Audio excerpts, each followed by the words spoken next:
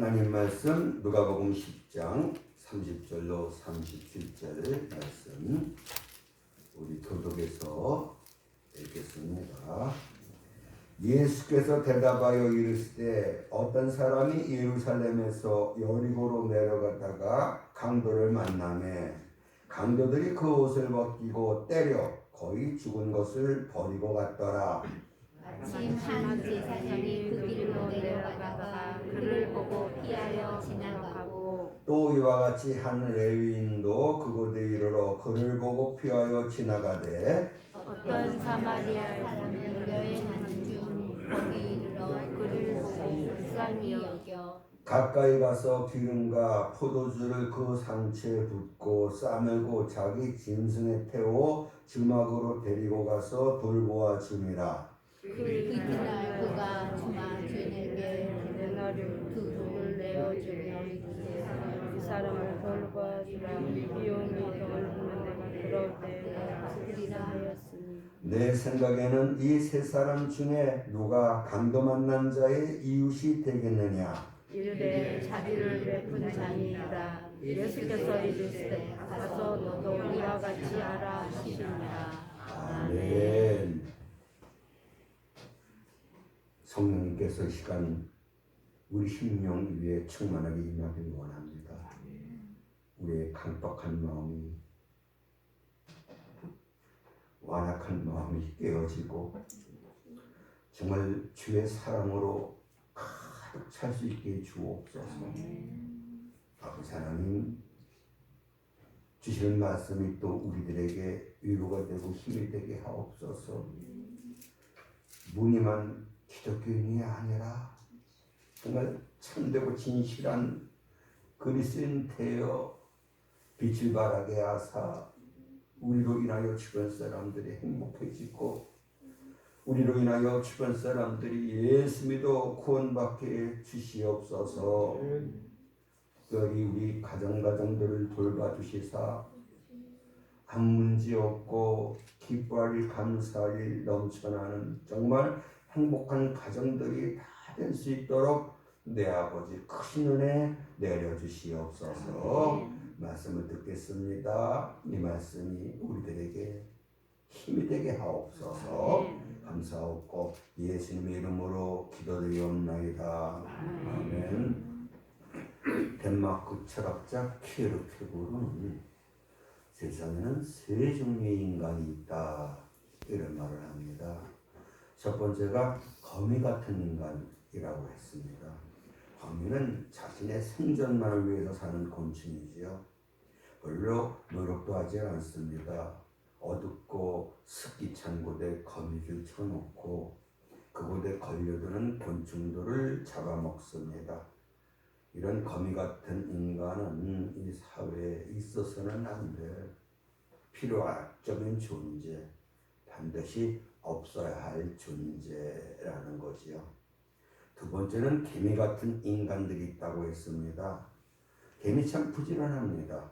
자신과 자신의 가족을 위해서 밤낮 없이 열심히 일하지만 이 개미는 이웃을 위할 줄 모릅니다.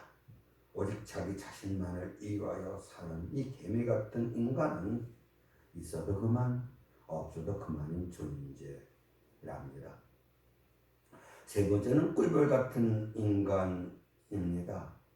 꿀벌은 이곳 저곳으로 분주히 다니면서 꿀통에 꿀을 채우지요. 자기 자신들도 꿀을 먹지만 이 꽃들로 하여금 열매를 맺게 해줍니다. 또 우리 사람들에게도 그 꿀을 공급하잖아요. 한마디로 이 꿀벌 같은 인간은 주변을 이롭게 하는 정말 없어서는 안 될 꼭 필요한 존재랍니다. 맞지 않습니까? 이렇게 이 세상에는 세 부류의 사람이 있어요. 절대로 있어서는 안 될 사람, 있어야만 하는 사람, 없어서는 안 될 꼭 필요한 사람, 이렇게 세 종류의 사람이 있습니다. 그렇다면 저와 여러분들은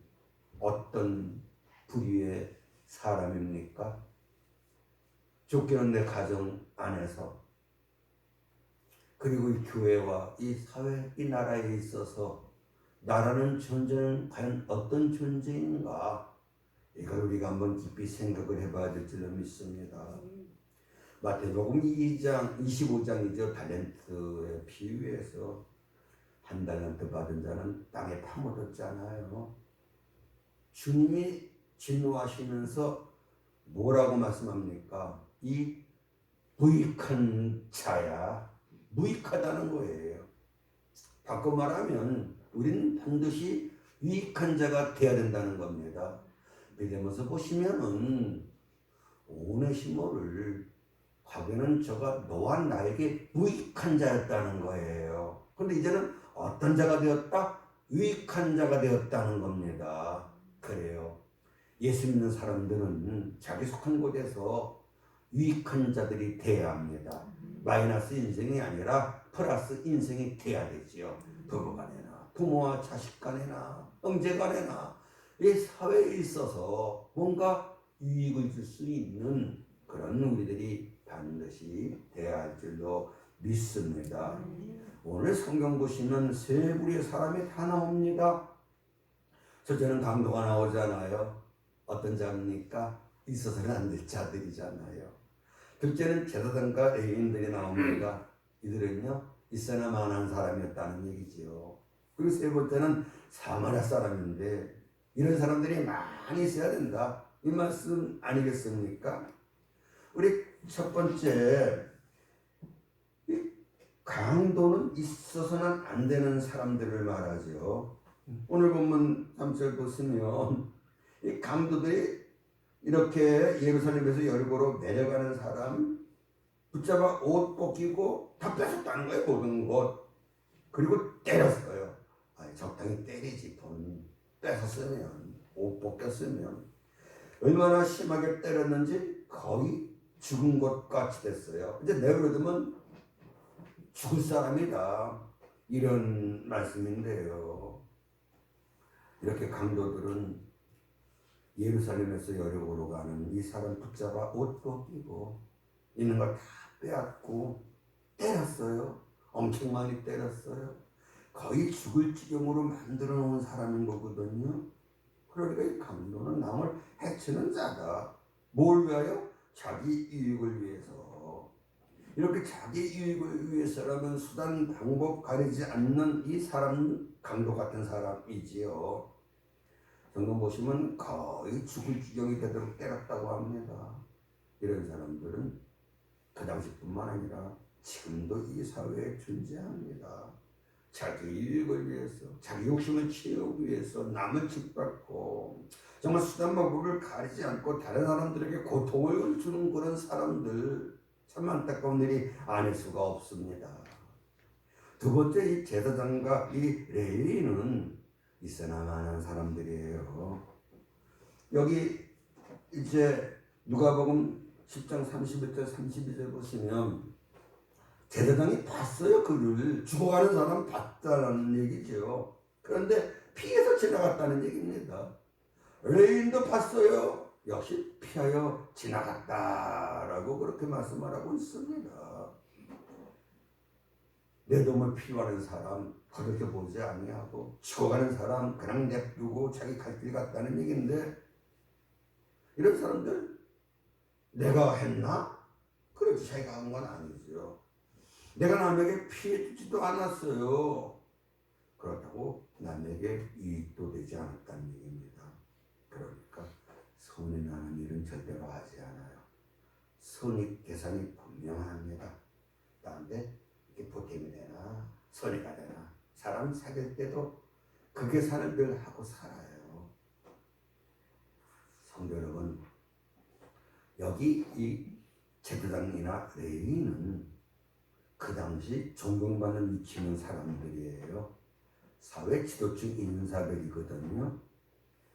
여기 이 제사장과 레위인은 누구보다도 성경을 잘 알고 있는 사람들입니다. 성경은 반드시 도와주라고 되어 있어요. 그런데 알지만 행하지 않았어요. 핑계 있을 수 있겠죠. 아, 나 바빠. 중요한 회개가 있어.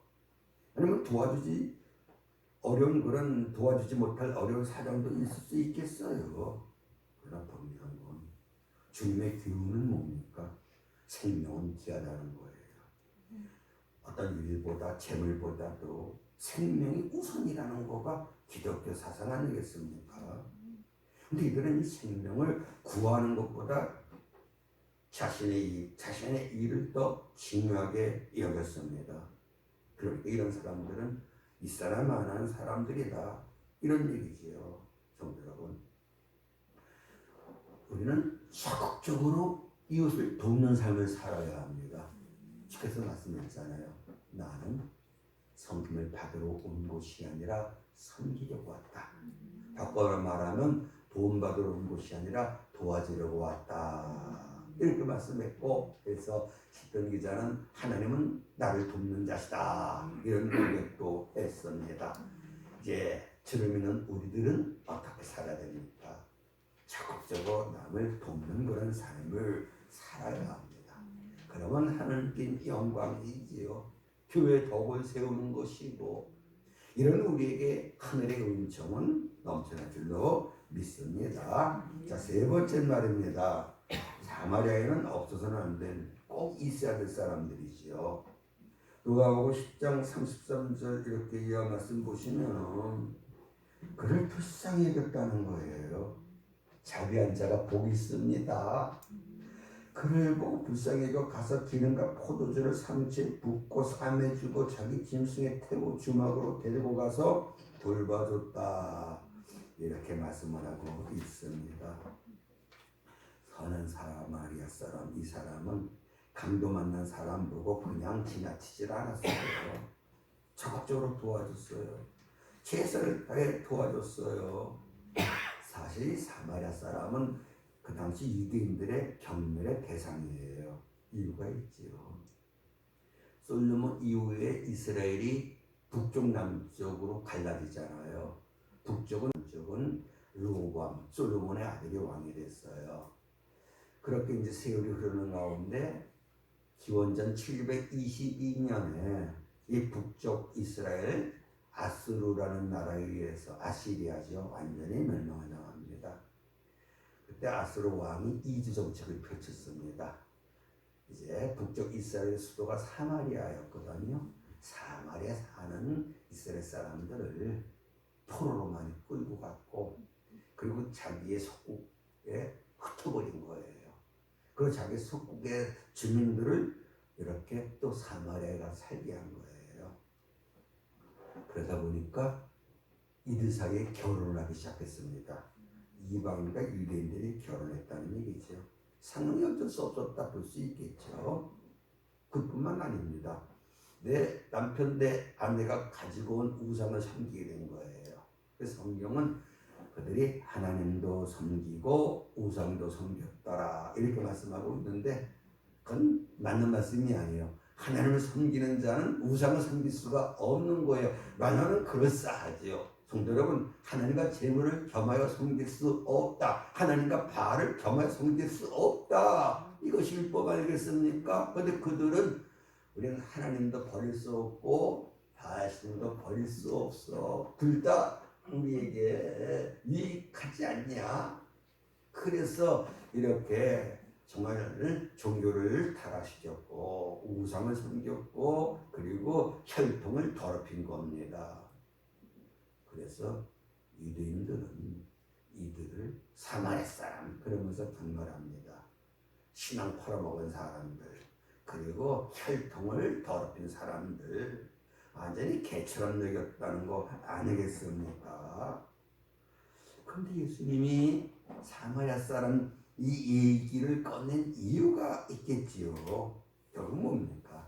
알고도 행치 않는 너희들보다도 비록 너희들의 멸시를 받는 사마리아 사람이지만 그렇게 아는 것을 행하는 이 사마리아 사람이 너희들보다 훨씬 낫다.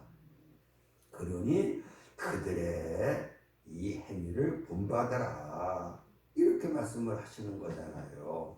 그래서 여기 누가복음 10장 37절 보시면 가서 너희도 이와 같이 하라, 이와 같이는 뭡니까? 여기 너희가 메시아니 사마리아 사람이 이렇게 적극적으로 우리 유대인들 도와준 것처럼 너희도 비록 너희에게 좀 뭔가 도움이 안 되고 그런 사람들일지라도 그들이 공경에 처하면은 적극적으로 도와줘라. 이 말씀을 주께서 하시는 거죠. 이런 사마리아 사람을 하나님이 기뻐하셨다. 이 말씀인 거거든요. 이런 사람들이 꼭 필요하다. 이런 말씀이잖아요. 그래서 너희도 그런 존재가 되라.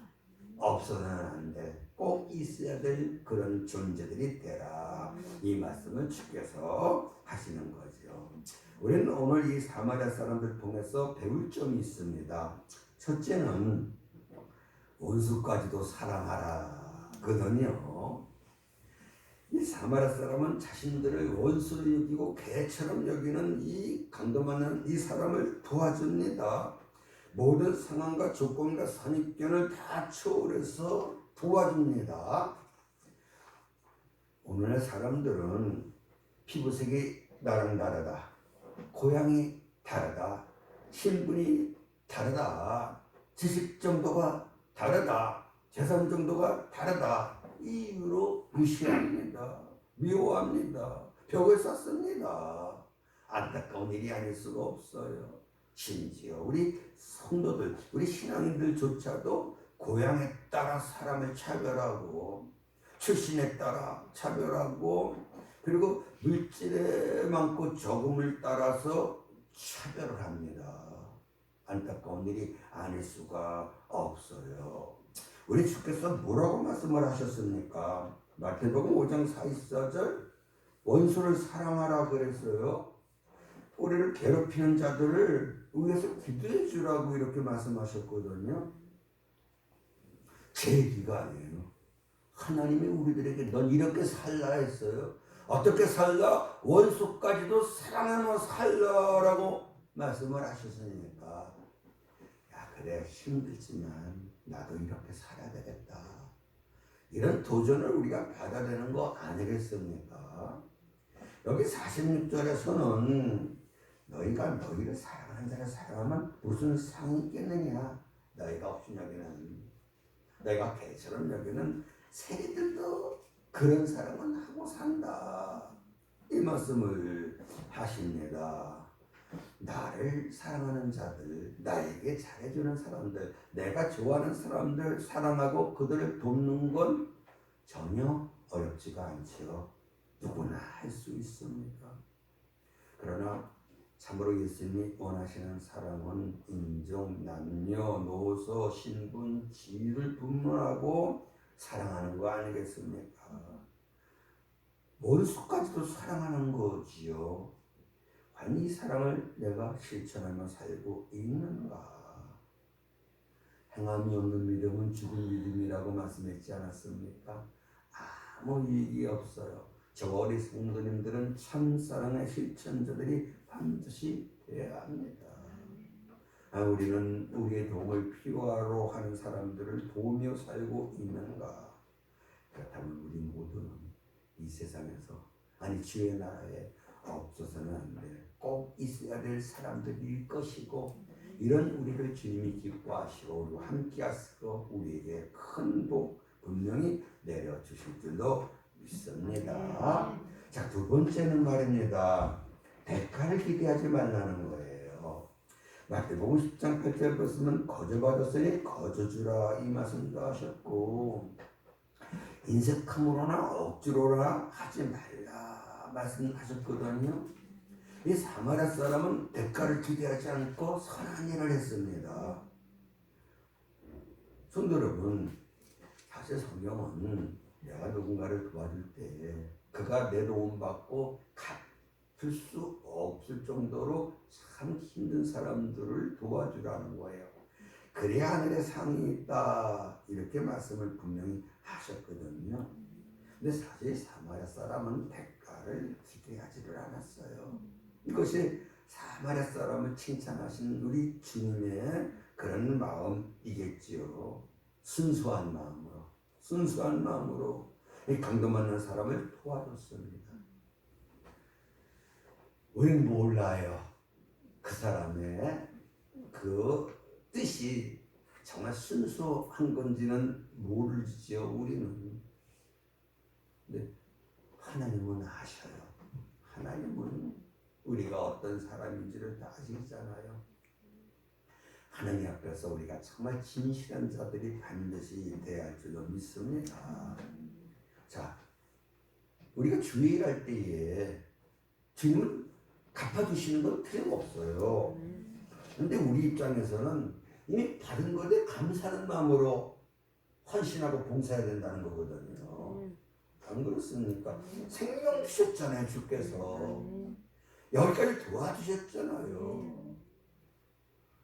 우리가 11주에 쌀 것이 없도록 부어준다 안 준다 시험해봐라. 복을 받으려고 11주 합니까? 저격권 신앙인이에요. 내가 주의 것임을 믿기 때문에 우리가 11주 하는 거거든요. 내가 주님을 사랑하기 때문에 11주 하는 거지 복을 받으려고 하는 거 아니잖아요. 맞지요? 그거거든요. 부모가 유산증 가지고 있는 거예요. 재산증. 그거 좀 받으려고 그냥 온갖 아양을 다 떨고 아이고 그런 자식들이 있어요. 그래서 기특히 그 유산을 미리 줬는데 그 다음부터 뭡니까? 쳐다보지도 않잖아요. 뭐였습니까? 왜 잘했어요? 순수성이 없었던 거예요. 참 누가 그 부모님에게 잘해요. 집안에 사는 게 뭐예요? 부모가 재산이 있으니까 그 재산 탐나서 잘하는 거지. 그건 자기 수준이고 그 사람은 정말 다른 거 없어요. 나를 낳아줬다는 거, 나를 키워줬다는 거, 그거 하나만으로도 얼마든지 그 부모를 잘 섬길 수 있는 거 아니겠습니까? 다 자기 같은 줄 알아요. 주님은 아셔요. 주님은 아셔요. 저와 여러분들의 마음을. 내가 주님을 사랑합니다 했을 때 주님 뭐라 그러실 것 같아요? 아버지, 내가 정말 주님 사랑해요. 주님 뭐라 그러셔요? 웃기지 마. 네가 날 사랑한다면 네가 그렇게 살아? 웃기지 마. 내가 정말 주님을 사랑합니다. 알아. 알지. 네가 나 사랑하는 거. 이렇게 돼야 됩니다. 그래야 역사가 나타나는 거예요. 나를 사랑하는 자들이 나의 사랑을 입으리라. 주께서 뭐라고 말씀하십니까? 희생하라는 거예요. 희생. 자신을 희생하라. 이 강도 만난 사람을 희생적으로 도와줍니다. 자신이 갖고 있던 기름, 포도주 상처에 붓고 상처 싸매주고 그리고 자기가 타고 갔던 그 짐승에서 자기가 내려 그를 태우고 이게 얼마나 힘든 일입니까? 얼마나 불편한 일입니까? 참 그 짐승 타고 가면 편안하게 갈 수 있는데 거기에 그 강도 많은 사람 그 태우는 것도 얼마나 힘들었겠습니까? 그걸 또 자기는 걷고 끌고 가야 되는 거 아니겠습니까? 불편합니다. 힘듭니다. 그러나 그것이 주의 뜻임을 알기 때문에 그것이 성도의 도림을 알기 때문에 그 불편을 그 힘듦을 감수합니다. 이런 사람들 돼야 돼요. 알잖아요. 우리는 내가 성도로서 어떻게 살아야 될까? 아직도 이거 모릅니까? 알잖아요. 내가 크리스찬인데 예수 십자가 그 대속의 은혜로 내가 구원받은 하나님의 아들이고 딸인데 이렇게 은혜 받은 나는 어떤 사람인데요? 이 세상을 어떻게 살아야 되는가? 아직도 몰라요? 아시잖아요. 아시잖아요. 이젠 행하셔야 돼요. 잊지 마세요. 하나님 다 지켜보셔요. 다 지켜보셔요. 우리 중심으로 하셔요. 저도 교회를 고1 때 나갔어요. 고3 예수님 만날 때까지는 사실 친구 보러 나갔어요. 앉아있지요. 그럼 설교 되게 길게 한다. 그러고 앉아있어요. 솔직한 심정이에요. 그러고 딴 생각해요. 어느 날은 주고 토시 하나도 다 안 틀리게 다 읽어요. 그냥 설교 안 듣는 거예요. 나중에요 제가요 가슴 심리 통곡하며 얘기했어요. 그걸 주께서 다 보셨다는 거예요. 그거를 다 보셨다는 거예요. 학교 다닐 때 우리 친구들 가운데는 우리 때 무협지 읽는 게 그때 그 뭐라 그래야 되나 많은 친구들이 무협지 읽었어요. 그거 신나잖아요. 재밌었대요. 전 안 읽어봤습니다만 어떻게 하는 줄 알아요? 교과서 뒤에다가 이렇게 소도책 넣고 만화책 넣고 그거 보는 친구들이 한둘이 아니었어요. 선생님은 못 보셨겠지요.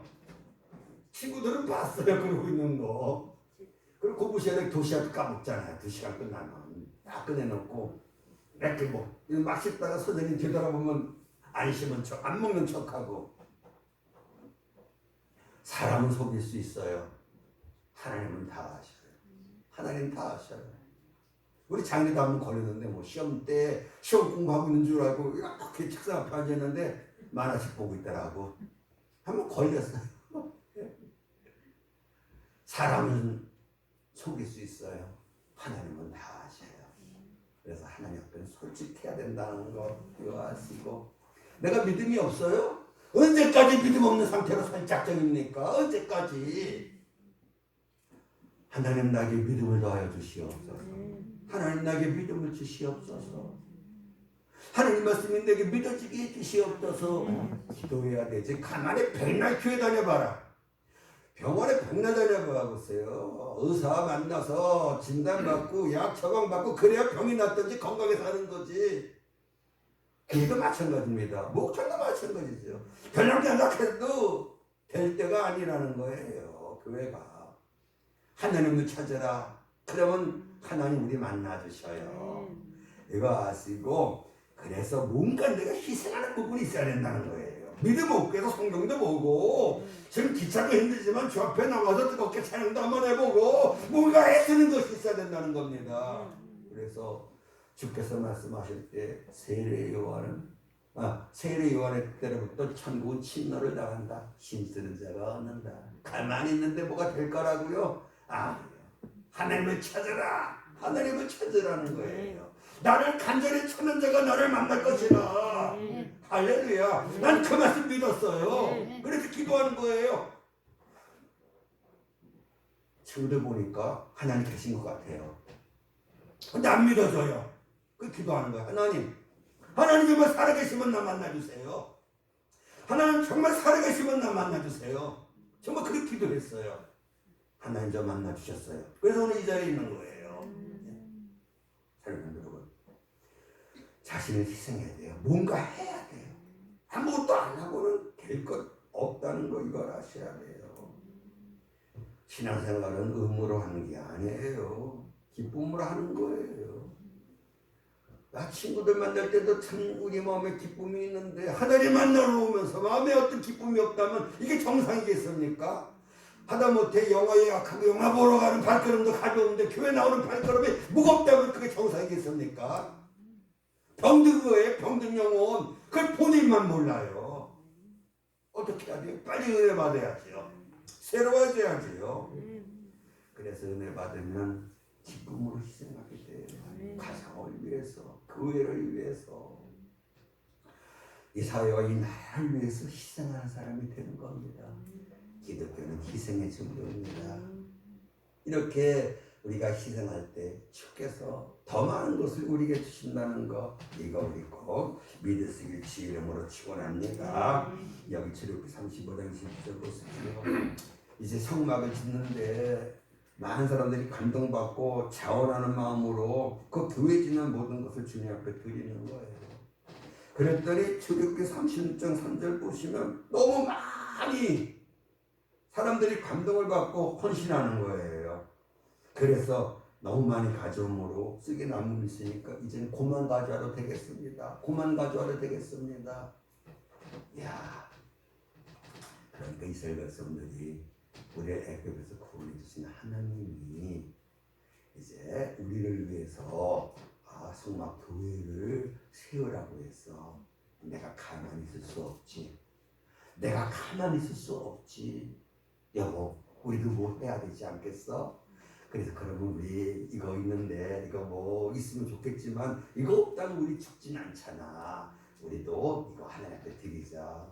너무나 많은 것이 들어왔다는 거 아니겠습니까? 얼마나 감사한 일입니까? 그래서 그들이 뭐라고 고백하는지 아십니까? 야, 하나님께 우리가 이렇게 즐겁게 이렇게 예물 드릴 수 있다는 것이 야 이게 보통 큰 역사냐? 그러면서 감격했다는 거 아니겠습니까?